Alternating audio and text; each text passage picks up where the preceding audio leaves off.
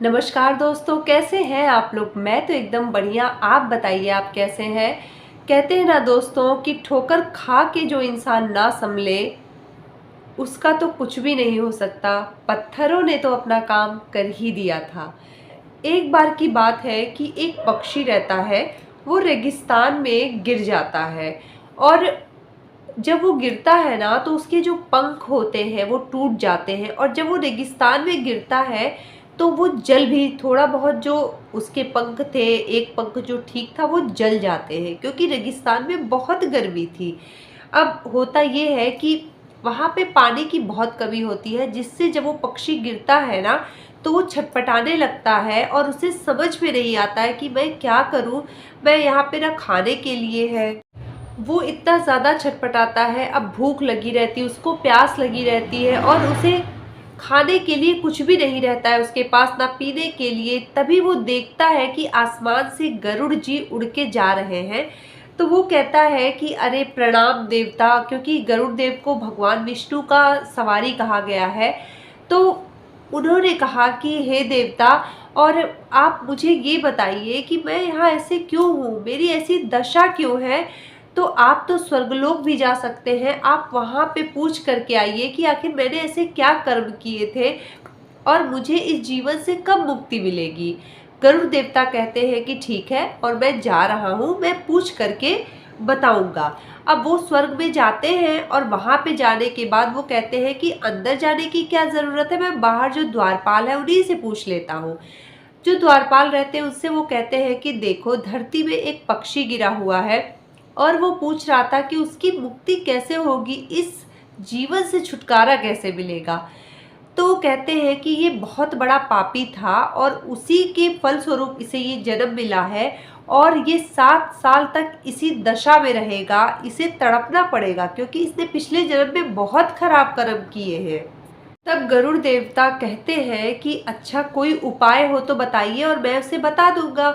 तो वो कहते हैं कि देखो, उससे कह दो कि उसके साथ अच्छा हो तभी, बुरा हो तभी, हर बात में वो बोले कि हे प्रभु तेरा शुक्र है, हे भगवान तेरा शुक्र है। अगर ये बात ये बार बार बोलेगा तो हो सकता है कि उसके कष्ट कम हो जाए।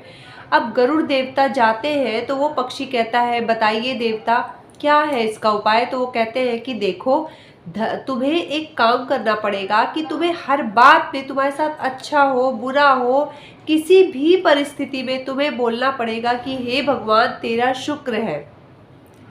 अब वो बात उसको बताते हैं और गरुड़ देवता वहां से चले जाते हैं। अब वो पक्षी वही करता है, वो उसके साथ कुछ भी बुरा होता है तो भी वो कहता है भगवान तेरा शुक्र है, अच्छा होता है तो भी कहता है भगवान तेरा शुक्र है। ऐसे ऐसे 7 दिन बीत जाते हैं। तब गरुड़ देवता उधर से आते हैं और देखते हैं कि वहाँ हरियाली है और पानी की भी व्यवस्था हो गई है।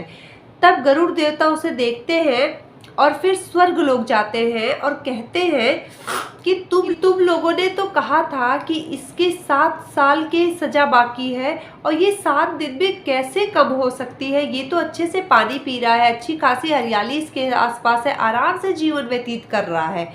तब देवदूतों ने कहा कि उसने, वो हर बात में ये बोलता है कि भगवान तेरा शुक्र है।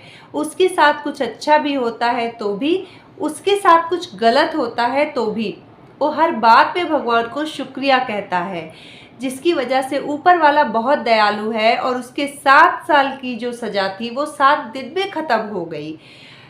तब गरुड़ देवता ने कहा कि इसमें इतनी ताकत है, हर इंसान को यही करना चाहिए। तो इस कहानी से हमें यही सीख मिली है कि हमारे साथ अगर अच्छा हो रहा है तो भी हमें भगवान का शुक्रिया अदा करना चाहिए, और अगर बुरा हो रहा है तो हमें उन्हें गाली नहीं देनी चाहिए, हमें उनका शुक्रिया अदा करना चाहिए।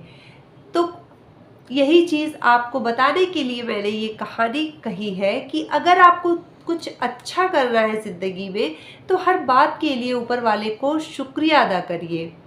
तो मिलते हैं आपसे अगली मोटिवेशनल स्टोरी के साथ। जुड़े रहिएगा, आप चैनल को ज़रूर सब्सक्राइब कर लीजिएगा। नमस्कार, जय श्री राम।